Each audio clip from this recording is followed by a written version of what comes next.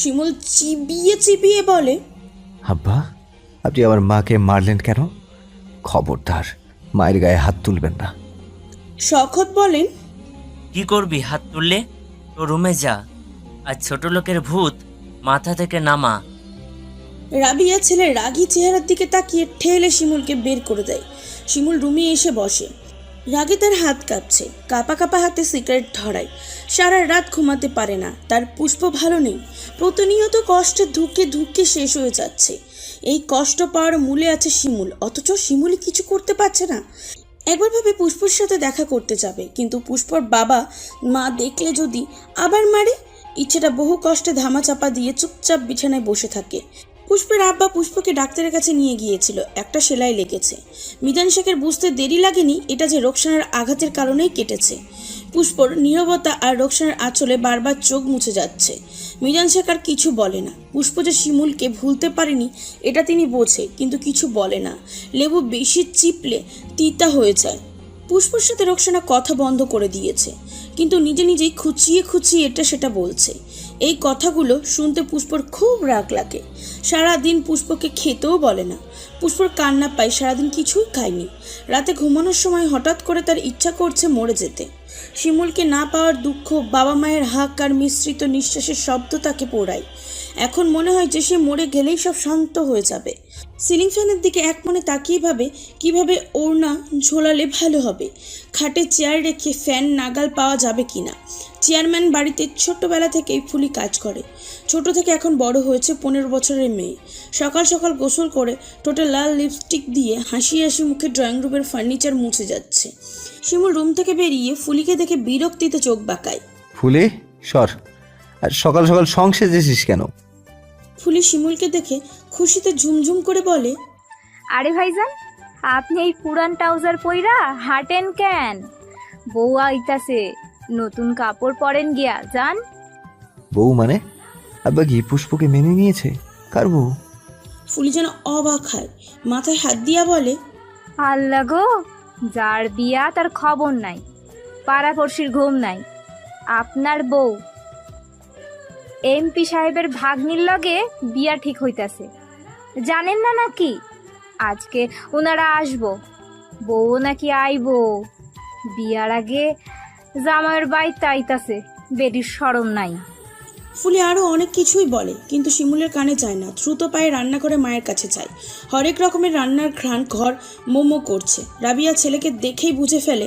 শিমুলের হাত ধরে টেনে দূরে গিয়ে দাঁড়ায়। শিমুল বলে, এইসব কি শুনি মা? আমি কিন্তু আগুন লাগিয়ে দেব। রাবিয়ার চোখের পানি টলটল করে। ছেলেকে এমনভাবে দেখতে খারাপ লাগে, কিন্তু তিনি যে অসহায়। শিমুলের দিকে তাকিয়ে বলে, আব্বা, আজকে চুপ করে থাক। তুই উল্টোপাল্টা কিছু করলে তোর আব্বা আমাদেরকে তালাক দিয়ে দেবে। শিমুল স্তব্ধ হয়ে যায়। তার আব্বা জানে তার মা তার দুর্বল জায়গা, তাই রাবিয়াকে হাতিয়ার বানিয়েছে। মায়ের অসহায়ের মুখের দিকে তাকিয়ে কিছু বলতে গেলে রাবিয়া বলে, তুই না আমার আব্বা? শিমুল আর কিছু না বলে দ্রুত পা ফেলে বিকট শব্দ করে দরজা বন্ধ করে দেয়। পোল্টিবাজ বাপ সব জায়গাতে গুটি জিতে নিতে যায়। স্বার্থপর লোক। খুব ভোরে চেঁচামেচির শব্দে পুষ্পর ঘুম ভেঙে যায়। বিছানা ছেড়ে হুড়মুড় করে উঠে দাঁড়ায়। বাইরে গিয়ে বুঝতে পারে পাশের বাড়িতে আগুন লেগেছে। মিজান শেখ আর রোকসানা সেখানেই। পুষ্প কী ভেবে আবার ঘরে আসে। রোকসানার বালিশের কাছেই মোবাইলটা পড়ে রয়েছে। পুষ্প দ্রুত হাতে শিমুলের নাম্বার ডায়াল করে। শিমুল কেটে দেয়। সেকেন্ড পরেই মোবাইলটা তার স্বরে চেঁচিয়ে ওঠে। পুষ্প রিসিভ করে।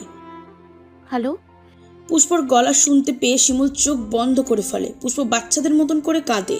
এই তুমি কথা বলো না কেন? পুষ্প এই প্রথম শিমুলকে তুমি করে বলেছে। শিমুলের খুশি হওয়ার কথা ছিল, অথচ কান্না পাচ্ছে। দীপ্তিময় চোখজোড়া লাল লাল হয়ে পানি জমেছে। লঘু গলায় বলে, ভালো আছিস জান? শিমুলের আদরের কথায় কষ্টরা বুক চেপে ধরে। পুষ্প ফুপিয়ে ফুপিয়ে বলে, একটুও ভালো নেই। শিমুলের ঠোঁট কাঁপে। এই মেয়েটাকে সে একটুও শান্তি দিতে পারছে না। আবার আজকে কিনা অন্য মেয়ে তারই বাড়িতে বউ হওয়ার জন্য চলে আসছে। শিমুলের বুকটা ব্যথা করে নিঃশ্বাস আটকে বলে, খুব ভালোবাসি আমার ফুলকে। পুষ্প ডুকরে কেঁদে ওঠে। এই দুনিয়ার বেড়াজাল তার আর সহ্য হয় না। ভালোবাসা এত কষ্ট কেন শিমুল? আমি সইতে পারছি না, মরে যাব। খুব গোপনে শিমুলের চোখ দিয়ে জল গড়িয়ে পড়ে। পুষ্পর কান্না বুকে ছুরির মতন বসে যাচ্ছে।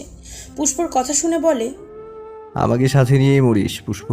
খবরদার, একা মরতে যাবি না। পুষ্প বলে। আমাকে বিয়ে করবা তো? শিমুল বলে। করবো তো। শিমুলের ফুল ছাড়া শিমুল গাছের দাম নেই যে। আম্মা এত মারে, আমি সহ্য করতে পারছি না। আমাকে তোমার কাছে নিয়ে যাও না।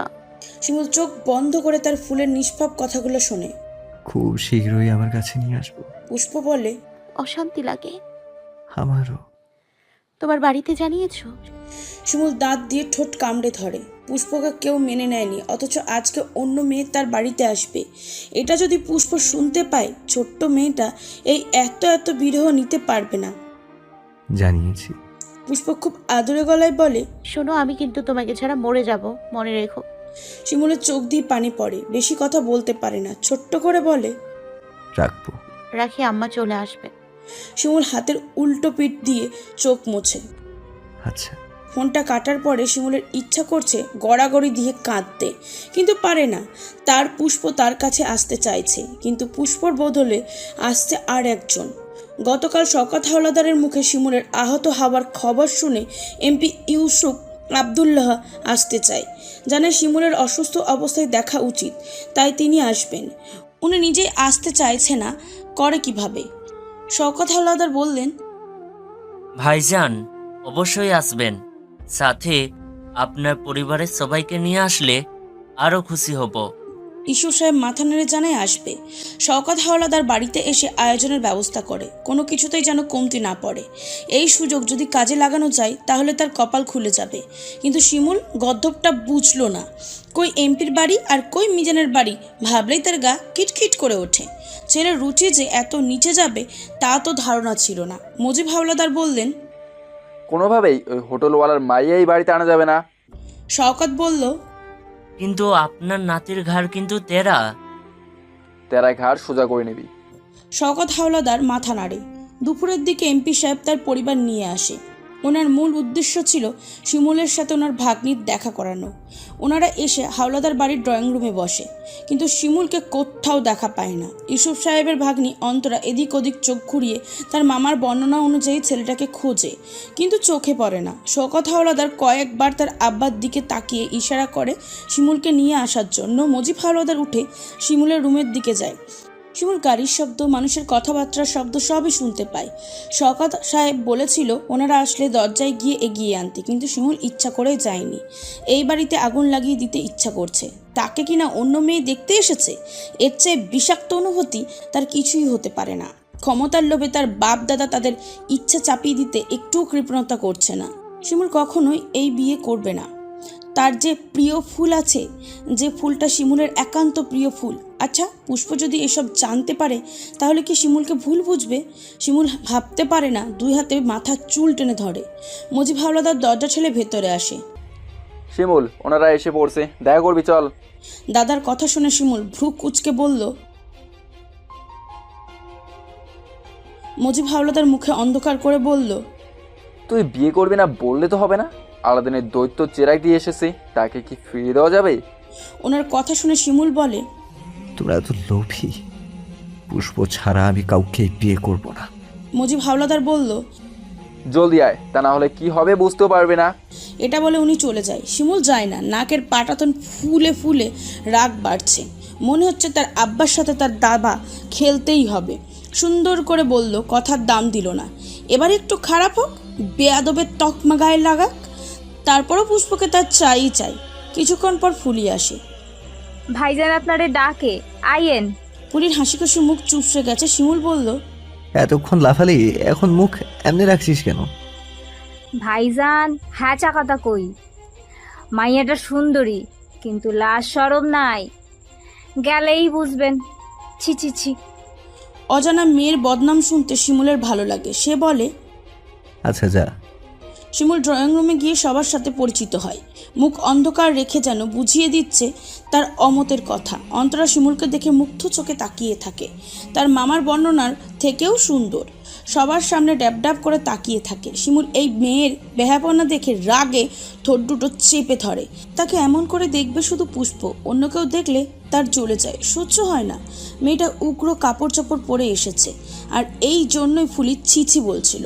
ইউসুফ সাহেবের সাথে শিমুল এটা সেটা বলে। কিছুক্ষণ পর বলা হয় দুজনকে একান্তে কথা বলার জন্য। শিমুল দাঁতে দাঁত চেপে তার মায়ের দিকে তাকায়। রাবিয়ার খুব অসহায় লাগছে। মেয়েটাকে তার মোটেও পছন্দ হয়নি। তার উপর ছেলে পুষ্পকে ভালোবাসে, কিন্তু স্বামী শ্বশুরের উপরে কথা বলার কোনো সাহস নেই। অনিচ্ছা থাকা সত্ত্বেও শিমুল উঠে দাঁড়ায়। এই মেয়েকে যদি পুষ্পের কথা বলে বোঝানো যায়। শিমুলের সবচেয়ে পছন্দের জায়গা হলো তাদের বাড়ির ছাদ, কিন্তু অন্তরাকে নিয়ে সে মোটেই ছাদে গেল না, বাইরে বাগানে গেল। পছন্দের জায়গা পছন্দের মানুষ নিয়ে যেতে হয়। শিমুল বাগানে দাঁড়িয়ে আছে, কি বলবে কোনো কথা খুঁজে পাচ্ছে না। তার শুধু মনে হচ্ছে পুষ্পকে যদি দেখে বা শোনে তাহলে মরে যাবে। অন্তরায় বলে, শিমুল মাথা তুলে তাকায়। মুহূর্তেই চোয়াল শক্ত হয়ে যায়। এই মেয়ে তো ভারী নির্লজ্জ। শিমুল পুষ্পের কথা বলবে, তখনই মুজিব হাওলাদার এসে উপস্থিত হয়। উনি জানতেন শিমুল পুষ্পের কথা বলবে, তাই তো এসেছেন। কি কথা বলো তোমরা? আমি শুনলে সমস্যা হবে? অন্তরা হেসে বলে। শিমুল বুড়ার ভীমরতি দেখে মনে মনে গালি দিয়ে জাত উদ্ধার করে নেয়। মাথা নেড়ে বলল, তোমরা কথা বলো, আমি আসছি। খ্যাপা সিংহের মতন দ্রুত পায়ে হেঁটে বাড়ির ভিতরে ঢুকে যায়। পুষ্প ছাড়া দুনিয়ার আর কোনো কিছু ভালো লাগছে না। আজকে রাতে এর বিহিত করতে না পারলে পুষ্পকে নিয়ে যেখানে ইচ্ছা চলে যাবে। যারা সমাজকে গুরুত্ব দিয়ে তার ইচ্ছার কথা ভাবে না, তাদের মান সম্মানের দিকে তাকিয়ে আর কোনো লাভ নেই। থাকুক তারা তাদের সমাজ নিয়ে। অন্তরা শিমুলের যাওয়ার দিকে তাকিয়ে থাকে। ছেলেটা রেগে আছে নাকি? রাখলেও এত ভালো লাগে। মুজিব হাওলাদার অন্তরার মনের ভাব বুঝে হাসে। মাস্টার টোপ গিললেই হয়। সারা এলাকায় ছড়িয়ে পড়েছে এমপির ভাগিনীর সাথে চেয়ারম্যানের ছেলে শিমুলের বিয়ে। রোকসানার পাশের বাড়ির ভাবির থেকে শুনলেন। তারপর পুষ্পর রুমের দিকে এগিয়ে গেলেন। তার চিন্তা ঠিক হলো, শিমুল কখনোই এই বাড়িতে বিয়ে করতে আসবে না। পুষ্প আজকাল বেশিরভাগ সময় শুয়ে থাকে। সে তার মাকে দেখে উঠে বসে। রোকসানা পাশে বসে। তোকে বলেছিলাম পুষ্প, আমরা গরিব, বড় লোকের চোখে যেতে পারি, কিন্তু মনে না। মায়ের কথা বুঝতে না পেরে পুষ্প তাকিয়ে থাকে। রোকসানা আবার বলে, তারা ব্যবহার করে ফেলে দিতে জানে। পুষ্প, তোর আর শিমুলের মাঝে কিছু হয়েছে? আম্মা না ভালো, আমারে সত্যি করে বল। মায়ের কথার ইঙ্গিত বুঝতে পুষ্পর কষ্ট হয় না। তাকে নিয়ে তার আম্মার চিন্তাধারা কত নিচে নেমে গেছে এটা ভেবেই খারাপ লাগে। শিমুল চাইলে কবে এসব হতে পারতো। গভীর রাতে যখন হিজল গাছের নিচে দেখা করত, তখন শিমুল চাইলেই পুষ্পকে একান্ত নিজের করে নিতে পারত। কিন্তু শিমুল যে ভিন্ন। আগে পুষ্পের ইচ্ছার গুরুত্ব দেয়, পুষ্প এগিয়ে গেলেই শিমুল সঙ্গ দেয়। তাদের মধ্যে কোনো নোংরামি নেই। মায়ের দিকে তাকিয়ে বলল, আম্মা, আমি আর শিমুল এত খারাপ না। প্রেম করলেই মানুষ খারাপ হয়ে যায় না। পুষ্পর বিশ্বাস দেখে রোকসানার খারাপ লাগে। শিমুলের বিয়ের কথা শুনলে মেয়েটা কিভাবে নেবে। আমি জানতাম শিমুল তোকে বিয়ে করবে না। পুষ্প শান্ত গলায় জোর দিয়ে বলল, বিয়ে করবে আম্মা, আমি জানি। শিমুল আমাকে কথা দিয়েছে। আজকে শিমুলের বাড়িতে তার হবু স্ত্রী এসেছে, সারা গ্রামে হইচই পড়ে আছে। পুষ্প কপাল কুঁচকে তার আম্মাকে দেখে। পাগলের মতন কি বলে? শিমুল কি তাকে ছাড়া অন্য কোথাও বিয়ে করবে? এটা কি সম্ভব? নাকি শিমুলের দিক থেকে তাকে ফেরানোর জন্যই তার আম্মা মিথ্যা বলছে? মাথা নেড়ে বলল, আমি বিশ্বাস করি না, তুমি মিথ্যে বলছো। রোকসানা তাচ্ছিল্যর হাসি দেয়। এমপির ভাগ্নির সাথে বিয়ে ঠিক হয়েছে। এত বড় লোক ছেড়ে আমাদের মতো গরিবের ঘরে আসবে? পুষ্পর ডাগর ডাগর চোখে পানি জমে। তার মায়ের মুখের দিকে মনে হচ্ছে মিথ্যা বলছে। চোখ ঘুরিয়ে ওড়নার কোনা দিয়ে চোখ মুছে রোকসানা বলে, সারা এলাকার মানুষ জানে, আর তুই কিনা এই বেঈমানের জন্য আমাদের কষ্ট দিলি। পুষ্পের বুকটা দুমড়ে মুচড়ে যায়। তার শিমুল এমন কাজ করবে কেন? গলার স্বর কেঁপে যায়। তার আম্মাকে বলে, তোমার ফোনটা একটু দাও, শিলাকে একটা ফোন দিব। রোকসানা সঠিক খবর জেনেই পুষ্পকে বলেছে, তাই তিনি ভাবলেন শিলাকে ফোন দিলে কি আসে যায়, বিয়ে তো ঠিকই। ফোনটা পুষ্পকে দিলে পুষ্প ফোন হাতে উঠানে চলে যায়। রোকসানা জানে পুষ্প আর কাঁদবে। পুষ্প শিলাকে ফোন দেয়। শিলা পুষ্পর ফোন ধরে। পুষ্প উত্তেজিত গলায় বলে, শিলা, শিমুলের নাকি বিয়ে ঠিক হয়ে গেছে। শিলা চুপ করে থাকে। কিভাবে বলবে? শিলা চুপ থাকা দেখে পুষ্পর বুকে ভয় নেড়ে ওঠে। মনে মনে আল্লাহর কাছে বলতে থাকে সব যেন মিথ্যা হয়। শিলা বলে, আমি জানি না। পুষ্পর বিশ্বাস হয় না। তিয়াস শিমুলের কাছের বন্ধু, সবার আগে তিয়াসের জানার কথা। শিলার প্রথমে নিশ্চুপতা, এরপরে হঠাৎ করে বলা কথার মানে ধরতে পেরে পুষ্প ঝরঝর করে কেঁদে দেয়। সত্যি শিলা? হ্যাঁ, আমিও প্রথমে বিশ্বাস করতে পারিনি। পুষ্প জোরে শ্বাস ফেলে পিছনে ফিরে দেখে কেউ আছে কিনা, তারপর বলল, ওনাকে ফোন দিয়ে বলবি রাত 12টায় হিজল গাছের নিচে আসতে। আমি থাকবো। বলবি এটা পুষ্পর লাস্ট আবদার। পুষ্প ফোন কেটে দেয়, চুপচাপ ঘরে গিয়ে শুয়ে পড়ে। রোকসানা আর মেয়ের কাছে যায় না, থাকুক একলা, বুঝে নিক কিসে ভালো কিসে মন্দ। পুষ্পর বুকটা বোবা কান্নায় ভেঙে যাচ্ছে, এত কষ্ট হচ্ছে। সে এখনো বিশ্বাস করতে পারছে না শিমুল তাকে ছেড়ে অন্য কাউকে বউ বানাবে। শিমুল কি সব ভুলে গেছে? পুষ্প নিজের হাতে নিজের কামড় দেয়, নিশ্চুপভাবে কাঁদে, কান্নার দমকে শরীর কেঁপে ওঠে। সে শিমুলকে ছাড়া বাঁচতে পারবে না, তবে শিমুল পারবে? না পারলে কি আর বিয়ে ঠিক হতো? কিন্তু তার বিশ্বাস হতে চায় না। শিমুলকে সে খুব বিশ্বাস করে, তার শিমুলের ওপর ভরসা আছে। তার সব কষ্ট বৃথা, ভালোবাসা বৃথা, সব বৃথা।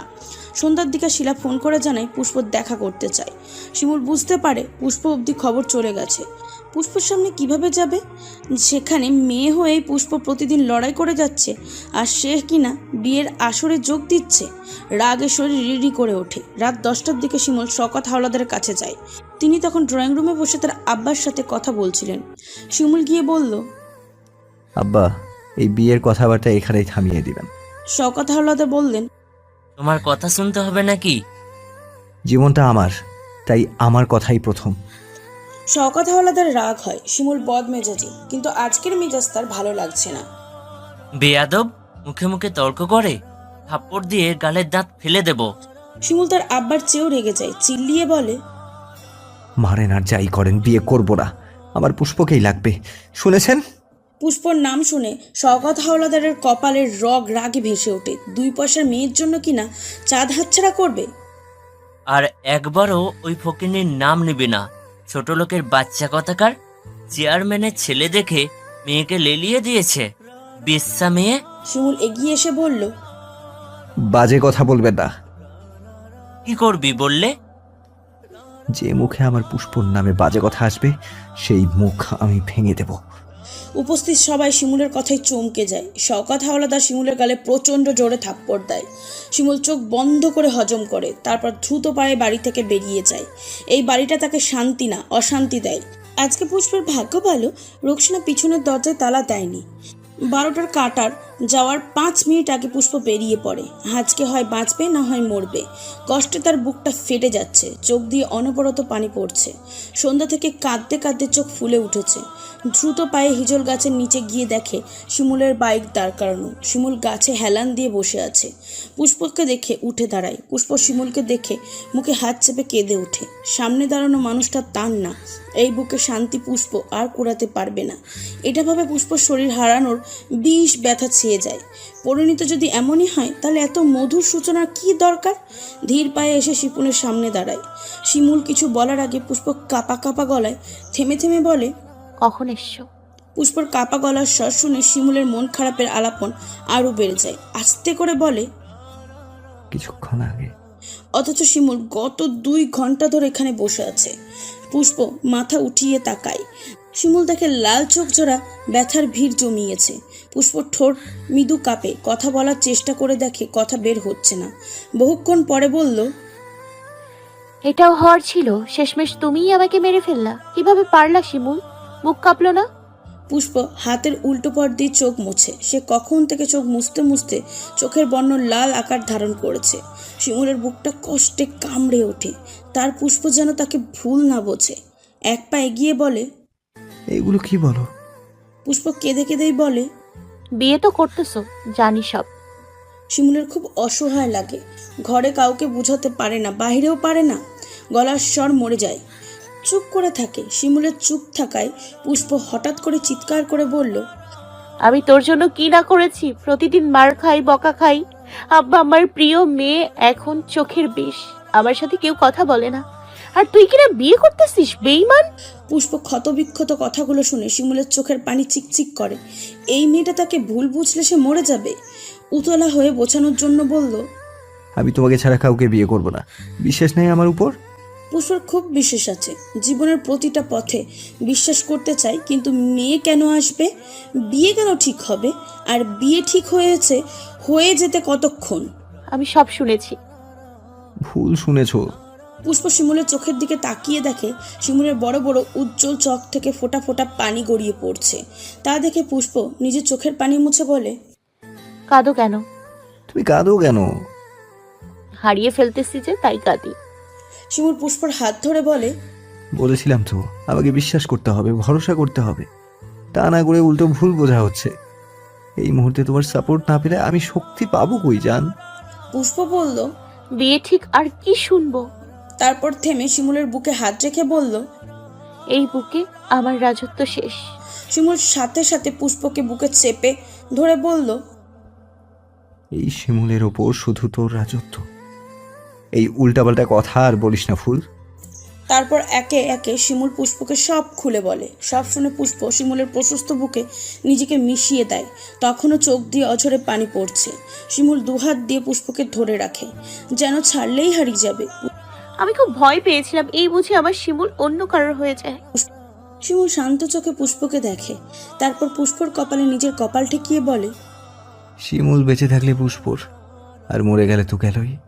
পুষ্প শিমুলের গালে হাত রেখে বলল। জান, এত ভালোবাসি। পুষ্পের কথা শুনে শিমুল পুষ্পর কপালে চুমু খায়। এই মেয়েটাকে দেখলেই শান্তি লাগে, বুকটা ভরে যায়। হ্যাঁ তো কাঁদে কেউ, কি অবস্থা করেছো? পুষ্পর কান্না ভেজা মুখে হাসে। কিছু সময় দুজনেই চুপ করে থাকে। কান্না হলে দুজনের মুখে ফুটে ওঠে মুচকি হাসি। প্রিয় মানুষের কাছে থাকলে বুঝি এমনই শত কষ্টের পরও কাছে আসলে দেখলে মন প্রাণ উভয়ের ঠান্ডা হয়। পুষ্প শিমুলের বুকে মাথা রেখে খুব আস্তে করে ডাকে, শিমুল। শিমুলের বুকটা সুখে ভরে যায়। একটু শান্তি লাগবে। শিমুল পুষ্পর মুখটা তার দিকে করে বলল। শান্তি হচ্ছে না? পুষ্প মাথা নেড়ে বলল। না। শিমুল জিভ দিয়ে ঠোঁট ভিজিয়ে নেয়। আর কি যাই? পুষ্প কথা বলে না। শিমুলের ছাই রঙা টি শার্ট শক্ত করে ধরে। শিমুল বালিকার অব্যক্ত ইচ্ছা বুঝে নেয়, হাসে, মাথা নিচু করে বলল। একবার ভুলে হয়েছে, বিয়ের আগে আর না। এগুলো খারাপ কাজ। আজকে একটু খারাপ হই। কি অবুঝপনা আবদার! পুষ্প নিজে এমন বলছে। শিমুল তো পুরুষ, তার উপরে পাগল প্রেমিক। এমন আবদার উপেক্ষা করে কি করে?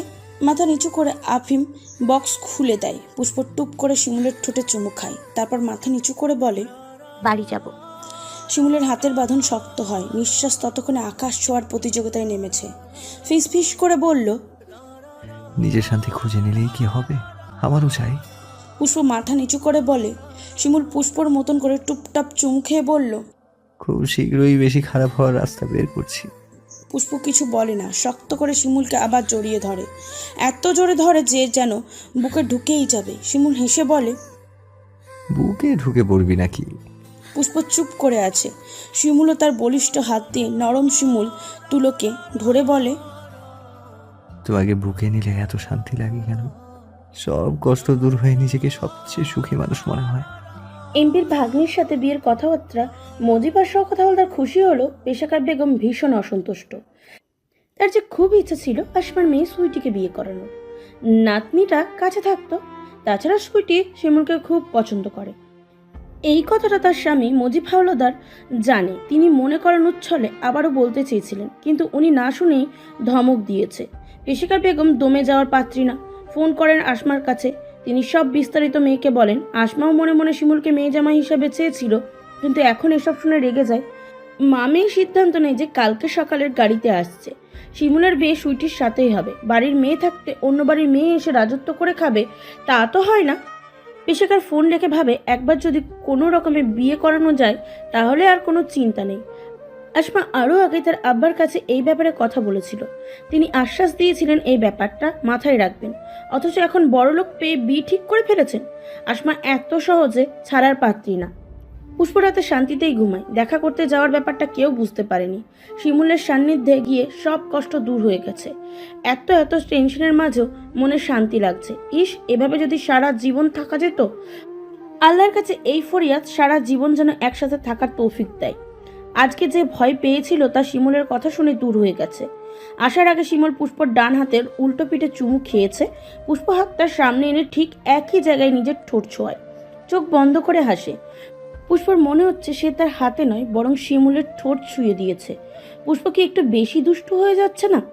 দুষ্ট হওয়ার পিছনে আছে শিমুল। প্রথমে দোলা দিয়ে এখন বলে কিনা এসব ভালো না, পাজি পুরুষ, যন্ত্রণাদায়ক পুরুষ। সকালে রোকসানা বুঝতে পারে রাতে দরজা তালা দেয়নি, আর চোখে পুষ্পকে দেখে। পুষ্প তার দিকেই তাকিয়ে আছে। রোকসানা মেয়ের হাবভাব বোঝার চেষ্টা করে। শিমুলের বিয়ের কথা শোনার পর থেকে পুষ্প মন খারাপ করে রেখেছে। কাছে গিয়ে বসে বললেন, দেখলি তো, আমার কথাই হলো।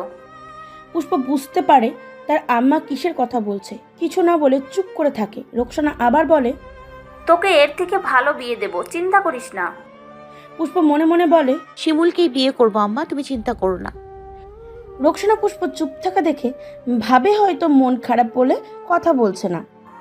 আমি মুন্নিকে বলেছি কয়েকদিনের জন্য এসে থাকতে। শিমুল বিয়ে করছে, আমরাও তোর বিয়ে দেব, শীঘ্রই দেব। শাফিন এখনো রাজি। পুষ্প শান্ত চোখে তার আম্মাকে দেখে। তার আম্মা জানলই না মেয়ে রাতের আধারে সব ভুলে সন্দেহ দূর করে ফেলেছে। শিমুল বলেছে বেঁচে থাকলে সে পুষ্পর। রাতে শিমুলের ঘুম হয় না, কিভাবে কি করবে এই টেনশনে সারা রাত চোখ খুলে কাটিয়ে দেয়। তার আব্বার সামনে আরো বেশি কঠিন হবে, এটা শিমুল জানে। বিয়ে করানোর জন্য যে কোনো হস্তক্ষেপ নিতে পারে। শিমুল ভাবে যদি এমপির ভাগ্নির সাথে দেখা করে কোনো ফয়সালা করা যায়, কিন্তু ওই মেয়ে তো আগেই পছন্দের কথা জানিয়ে দিয়েছে।